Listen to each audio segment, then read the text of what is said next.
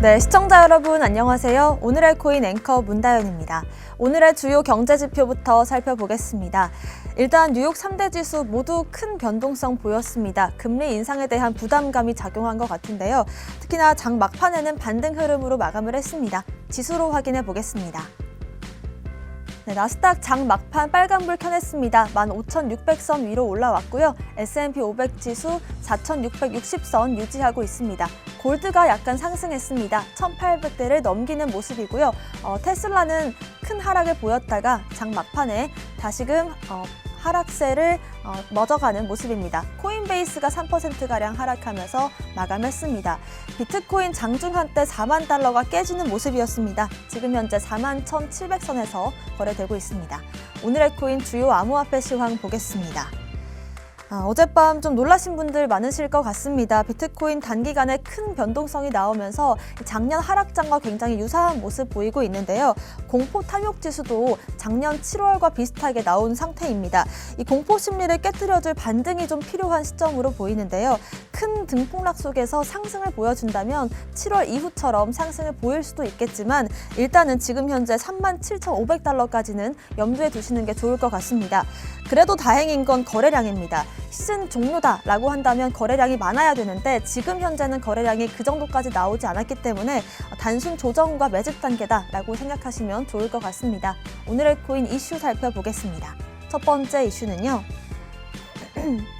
얼어붙은 투심, 비트코인 장중 한때 4만 달러가 깨졌습니다.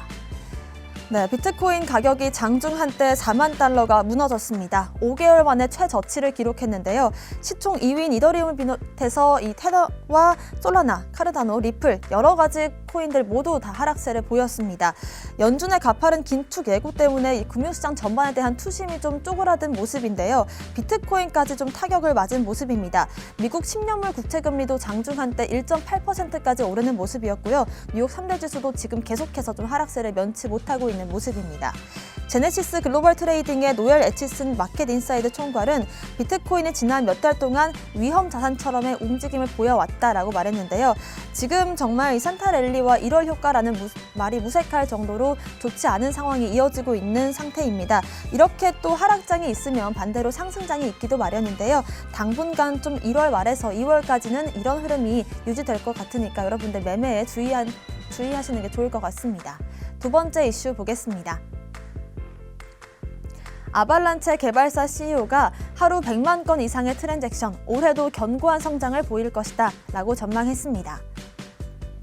네, 아발란체 개발사 아발랩스 CEO인 존 우가 최근 인터뷰에서 아발란체 사용률이 빠르게 증가를 하고 있고 성장세가 이어가고 있다면서 올해에도 아발란체가 지속적으로 성장할 것이라고 봤습니다. AMB 크립토에 따르면 존 우는 하루 100만 건이 넘는 거래량이 이어지고 있다면서 이더리움 트랜잭션의 70에서 80% 수준이라고 말했는데요. 매일 새로운 디앱이 나오고 있고 지금 현재 500개가 넘는 디앱이 있는데 앞으로 지원 예정인 디앱은 200에서 300개다라고 말을 했습니다.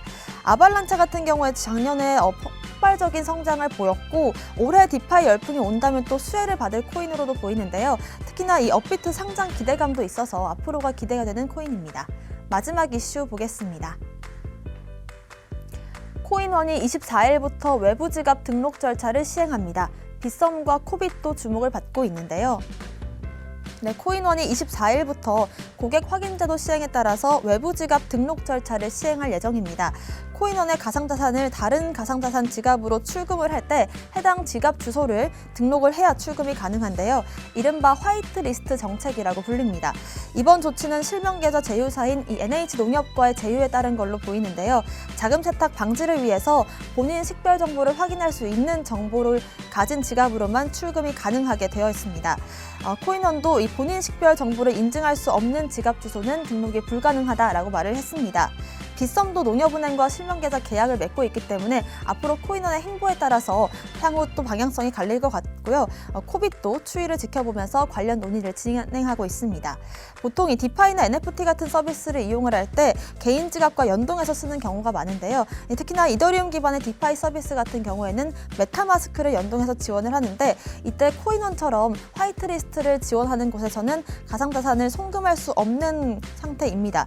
그렇다고 해서 방법이 아예 없는 건 아닙니다. 앞으로 이 코인원에서 가상자산 할 때 이 본인 식별 정보를 인증할 수 있는 해외 거래소, 바이낸스 같은 곳을 거쳐서 그 다음에 메타마스크로 보내면 되는데요. 하지만 이런 경우에는 거래 절차가 좀 더 늘어나기 때문에 수수료가 더 늘 수도 있습니다. 24일부터 진행되는 만큼 이 부분 코인원 이용자분들은 꼭 체크하시는 게 좋을 것 같습니다. 오늘의 코인 이슈까지 살펴봤습니다. 저는 잠시 후 다시 돌아오겠습니다. 오늘의 코인 가자!